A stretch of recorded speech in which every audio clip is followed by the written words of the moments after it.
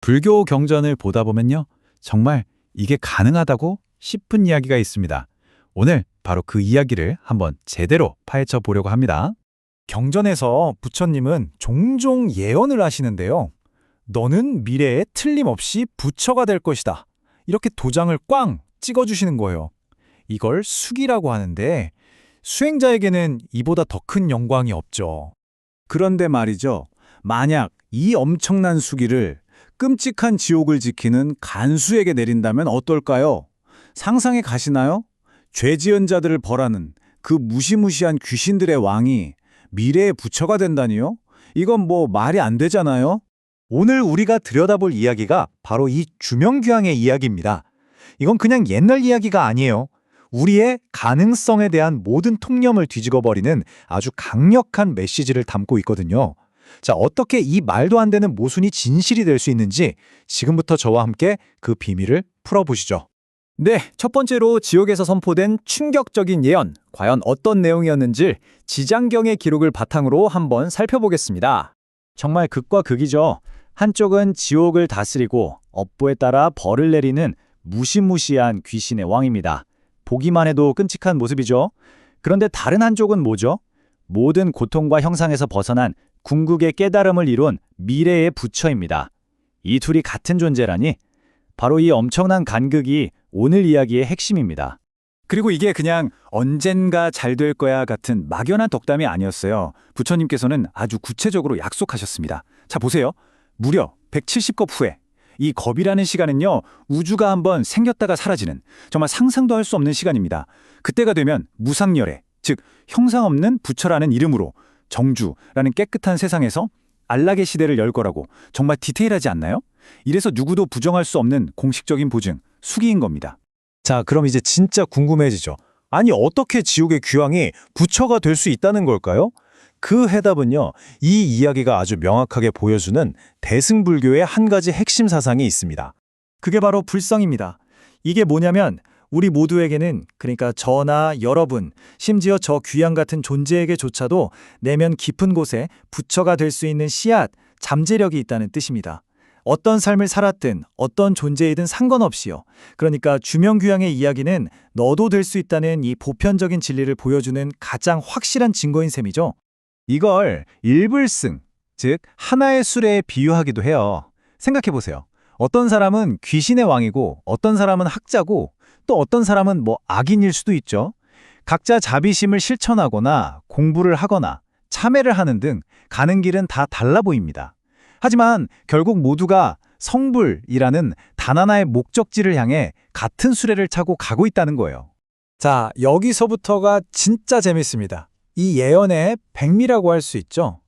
바로 주명귀왕이 미래에 얻게 될 부처의 이름, 형상 없는 부처에 담긴 비밀입니다. 이거 정말 아이러니하지 않나요? 세상에서 가장 끔찍하고 가장 뚜렷한 형상을 가진 존재가 나중에는 형상이 없는 부처가 된다니요? 이건 그냥 이름을 멋지게 지은 게 아니에요. 여기에는 정말 깊은 가르침이 숨어 있습니다.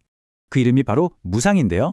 말 그대로 형상이 없다, 어떤 모습에도 얽매이지 않는다는 뜻입니다.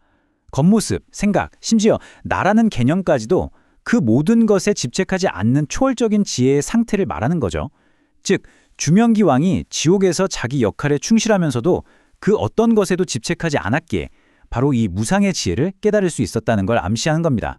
이건 사실 금강경의 핵심 가르침과도 바로 연결돼요. 모든 상에서 벗어난 이를 부처라 부른다. 결국 주명귀왕의 이야기는 겉모습이 어떻든 그 본질을 꿰뚫어보는 공과 무집착의 가르침을 온몸으로 보여주는 사례인 셈이죠. 자, 그럼 이 오래된 이야기가 지금 여기를 살아가는 우리에게는 어떤 의미가 있을까요? 특히 리더십이라는 관점에서 이 주명귀왕을 다시 한번 바라볼 필요가 있습니다.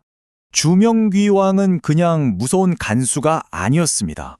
어쩌면 그는 일부러 그런 험한 역할을 자처한 보살이었을지도 모릅니다.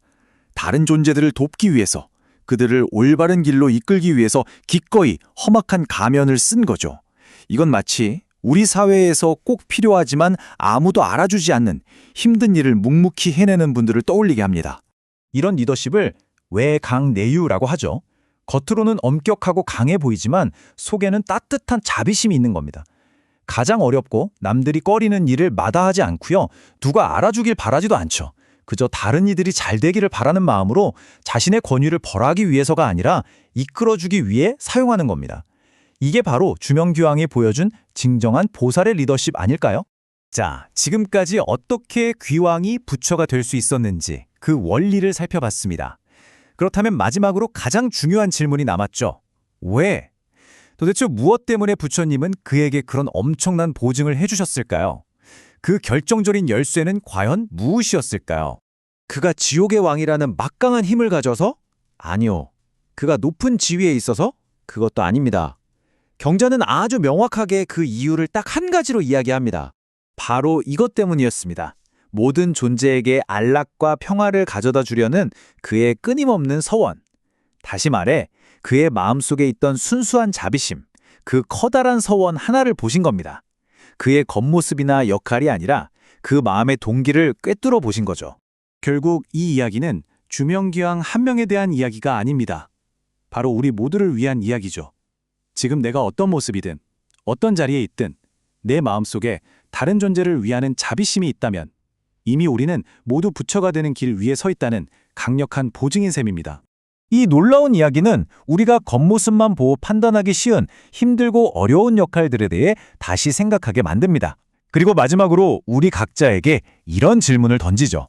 지금 당신이 살고 있는 세상에서 당신의 자비로운 마음과 서원이 가장 필요한 곳은 어디인가요?